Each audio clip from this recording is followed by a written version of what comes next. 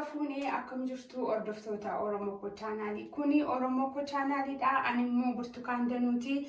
Har'a immoo viidiyoo biraadhaan gara keessanitti deebi'ee dhufeera. Viidiyoon koo guyyaa har'aa rifeensa keenyaa gara dhiqannaatti utuu hin deemini rifeensa keenyaa fi nyaata barbaachisu akka laannuu fi isan qabadhee gara keessanitti dhufee rifeensa keessanitti hin dhiqatin dura gogaa isaa dhiqachuurraa nyaata garaagaraa wantoota isa barbaachisanii wantoota mana keessaa qabnu goonee dibannee gara dhiqannaa otoo dhannee rifeensi keenya bareedaadha.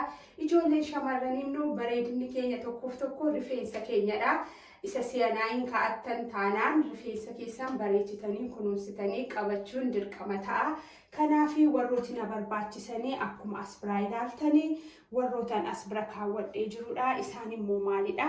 As biraa abukaadoo tokkoon qaba. Abukaadoon na barbaachisa. Hanqaaquu yookaan immoo killeen na barbaachisa. As biraa muuziin na barbaachisa. Yoo rifeensi keessan baay'ee xinnoodha ta'e immoo walakkaasaa muuzii keessan nyaattanii walakkaasaa godhachuu dandeessu. Damma as biraa qaba. Dammi illee na barbaachisa. Dammi immoo yeroo baay'ee rifeensa harrii baasa jedhama. Garuu dammi yeroo kana baay'ee barbaachisaadha. Dammi maalni faayidaan isaa? Yeroo qibaatii dibannu gogaa keenya isa cuqqaalamee jiru dhaqee nuu babbanee akka qilleensa akka gaariitti daddarbu taasisa. Kanaaf dammi baay'ee gaariidha rifeensaa fi ittaanee yennaa manaa qabaattanii warroota kana itti dabalachuu dandeessu. Dirqama miti warrooti kuni. Ani gatiin manaa qabuu fi warroota kanaa ooyiloota kanaa itti godhadheera. Jojjobaa ooyiliidha kuni baay'ee rifeensaaf gaariidha. As biraa black castor oil qaba. Kanas yennaa manaa qabaattan yennaa itti godhattan hin badu. Inni kun immoo coconut oilidha jechuudha. Warroota kanaa walitti eeganii kanatti daakkadhee booda blind eegan godhadhee booda rifeensa kootti dibadhee daqiiqaa 20 hanga 30tti rifeensa koo irratti tursee yennaa dandeessan manaa iddoo deemtanii qabdan ta'ellee sa'a tokko tursuu dandeessu. Ani yeroo baay'ee garuu daqiiqaa 30 duwwaa tursee dhiqadha jechuudha. Eega akkasitti qopheeffannee booda gara daakuu isaatiitti darbaa. Oromoo Koo chaanaal jaallattanii feetanii waan na daawwattaniif galanni koo guddaadha. Laayikii itti roobsuu hin irraanfatinaa. Sheer waliif godhaa. Egaa gara hojii isaatiitti darbaa. Anuma faana tura. Amma egaa gara hojii isaatiitti gaafa darbinu as biraa kubbaayyaa koo qopheeffadheera. Maalan godhaa akkuma isin ilaaltanii abukaadoo koo akkasitti eegan muradhee booda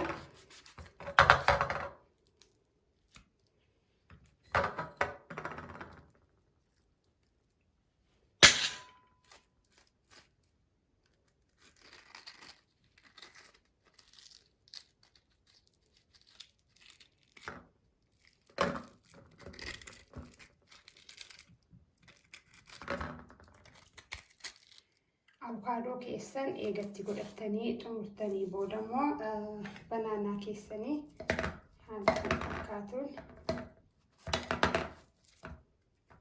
akkas godhattanii itti godhattu. Banaanaa keessanitti aansuudhaan immoo killee keessanii akkas gootanii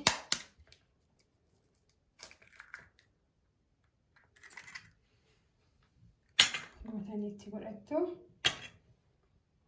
Ittaansuudhaan immoo damma keessanii akkuma as biraa ilaaltanii damman qopheeffadhe jechuudha. Maankiyaa shaayii 2 asumattan itti godhadhaa. Kun isinitti mul'ata. Maankiyaa shaayii 1 2.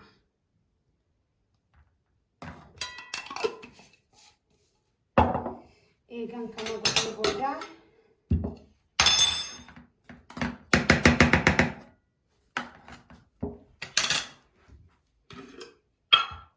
Bramo, ini coconut oil jechuudha. Coconut as biraa jechuudha.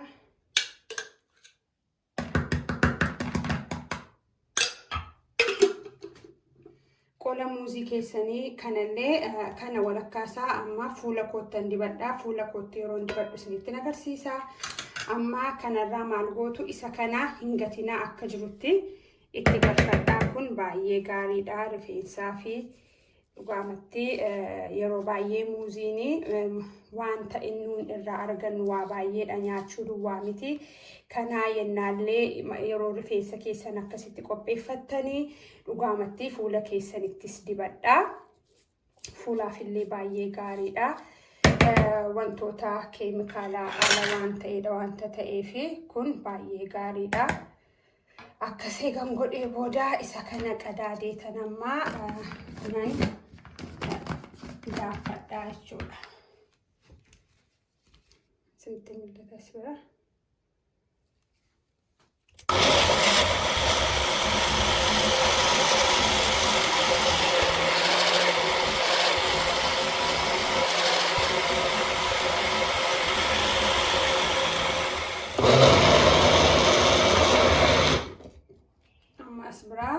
Egaa akkas goonee finnee nu bullaa'eera jechaadha. Kun akkuma isinitti mul'atu. Kunootti egaa maankiyaanni kun isanii kokonaatii ittiin baafadheedha. Kun akkuma isinitti mul'atu amma haala kanaanii argitanii kireemii ta'eera jechuudha. Baay'ee akka kanatti akka rifeensa keessatti isin jalaa hin nafnee fi haala kanaanii akka gaariitti rukutachuun gaariidha.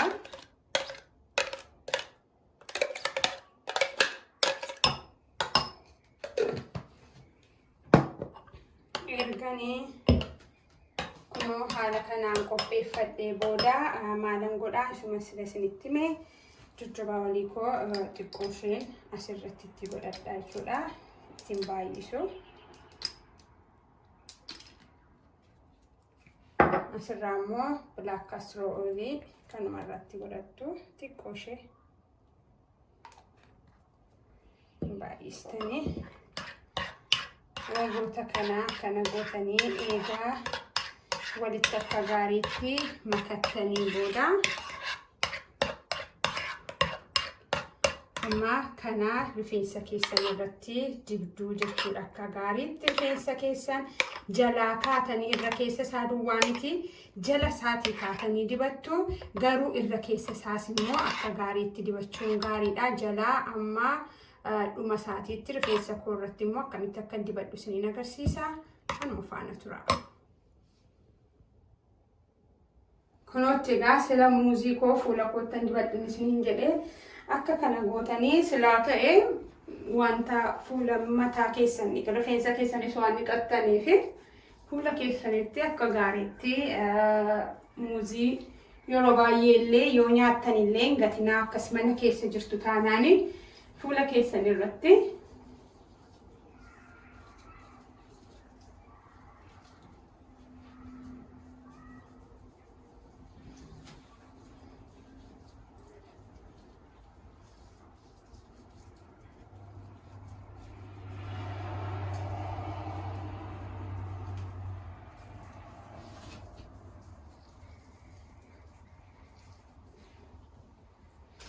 kana eegan akkasitti dibadhee booda amma gara rifeensa koo dibannaattan darbaa. Waa calqee asirra buufadhee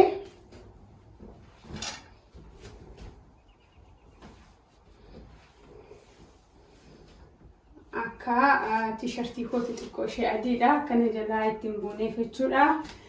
Rifeensa koos immoo qopheessinee kun akkuma isin ilaaltanii rifeensa koo yeroo darbe isinitti meelaa nan dhiqadhadhee immoo yeroon qophaa'u galgala maalan godhaa qibaatii akka gaariitti godaa ka'ee ittan dibaa. Amma ani dibadheera jechuudha. Rifeensa koo kaleessaa har'a akka inni dhiqadhu waan hin beekuuf xuruutti itti dibadheera jechuudha.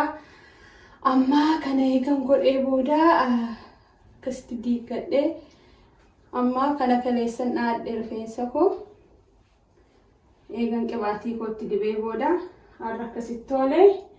Amma gaa nyaata isa barbaachisu eegan kennee fi booda gara dhiqannaatti darbaa.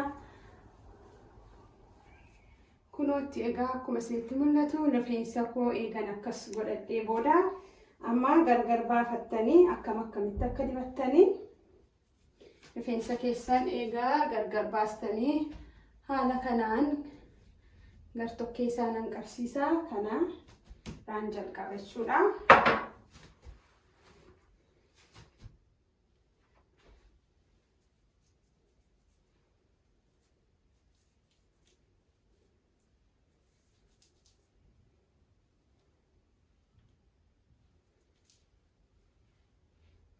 jalqaba gara jalaasaa akka gaariitti eegan geessifadhee booda gara irra keessaattan darbachuudha. Jalqaba irratti gara jalaasaa dibuu qabdu. Mataa keessanii rifeensa keessanii akka gaariitti akka inni argatuu fi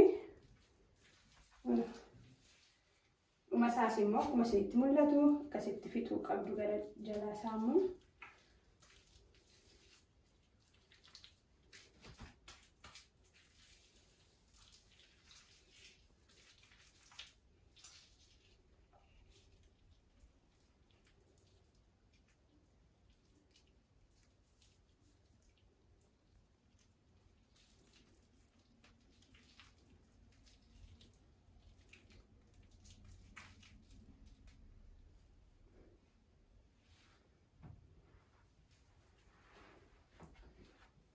Immoo karaa isa kanarraan jalqaba.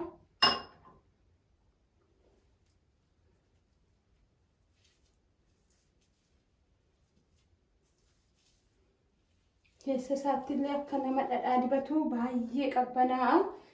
Maaliif abukaadoon koos firiijii keessa ture, firiijii keessaan baafadhee kanaaf akka gaariitti akkasittiin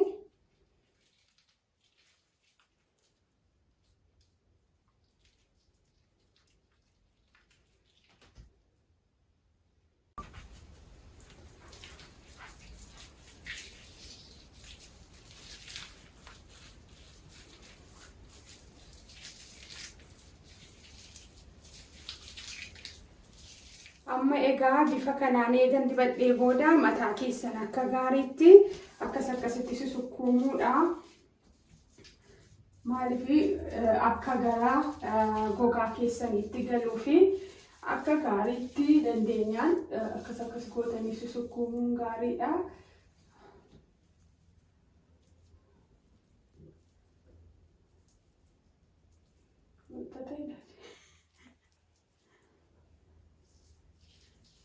Akkas gootanii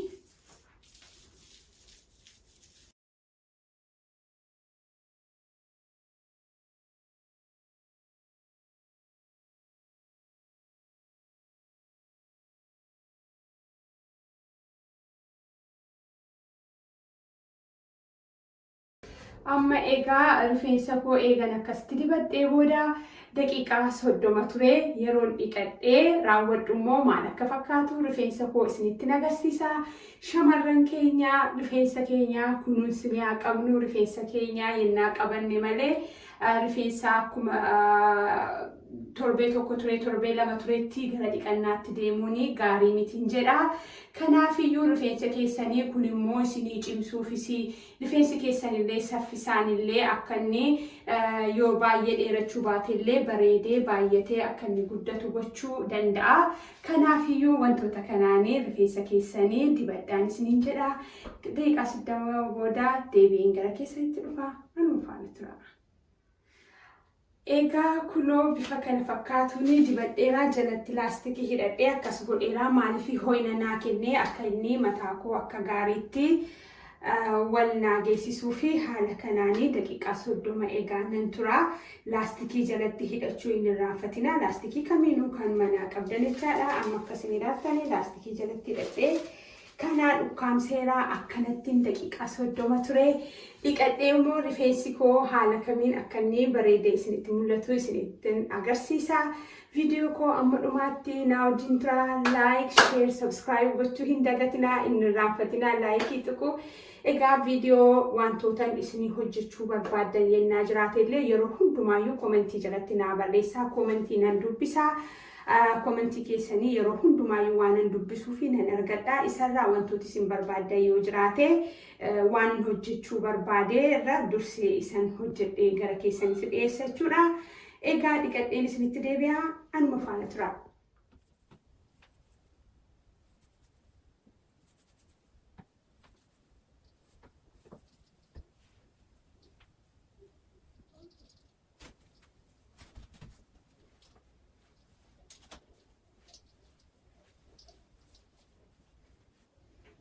Egaa kunoo haala kana fakkaatuuni xumureera ani gaadii qadheewwan ba'ee qibaatii xiqqoo isheen itti godhadhee yeroon baasu egaa gara gogaa keessanitti qibaatii xiqqoo ishee kanan gargaaramaa keessa isaatti haala kana fakkaatuuni xiqqoo ishee nan coccobsadha akka xiqqoo ishee gogaana jalaan ta'aniif jechuudha. Rifeensi koo yoonnaa kana qabaattanis kuni gaariidha kanadha kan hin fayyadamu dubruusa jedhudha jechuudha. Orgaanoilii isa kanas immoo yennaa argattanii kunis baay'ee gaariidha. Keessa isaatti xinneessee nan godhadha. Maaliif torbee guutuu immoo tura waanta ta'eef akka na jalaa hin gogneef jechuudha. Haala kanaanii warroota kanan itti dibadha. Ani kanumaa bakka 2 bakka 3 itti dhee gaafan diiguu akka firiizii baay'ee bareeda dhugaa. Kanaaf kaawwayyaa hin tuqsiisne isin garuu yennaa kaawwayyaallee manaa qabaattanii angaruu qabaa ijoollee xinnoon sadee hin godhanne garuu yennaa manaa qabaattan kaawwayyaallee bigoodinii keessanii xaqaltanii yennaa isa jalammoo daqiiqaa 20-30 turtanii yennaa baatan rifeensi keessan baay'ee bareedaadha. Abidda otoo ittiin buusiniyyuu jechuudha baay'ee bareeda. Yeroo biraammoo akka sanatti hojjetadhee immoo isin agarsiisaa. Hundumtuu egaa amma bareedinni keenya rifeensa keenya ta'etti rifeensa keenya mana keenya keessatti haa kunuunsinu rifeensa biraa ofirra kaawwachuurra kan keenya haala hundumaatiin yennaa akka kanatti kunuunsine nugaa dheerachuu otoo hin ta'ini isee qabnu bareechinee qabachuu qabna. Kanaaf ani obboleettiin keessan yeroo biraas immoo haalota biraadhaan nan fayyadamaa isas qabadhee gara keessanitti nan dhufa. Egaa Oromoo Koo chaanaaliin yeroo hundumaayyuu waan isiniif intaa jedhuun qabadhee gara keessanitti dhufa. Viidiyoon koo irraa kanaan raawwataa yeroo biraa immoo hangan viidiyoo biraadhaan gara keessanitti deebi'ee dhufutti nagaan naa tura.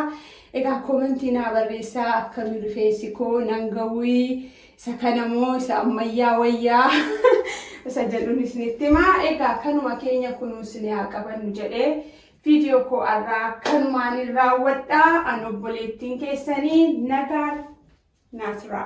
Bye bye.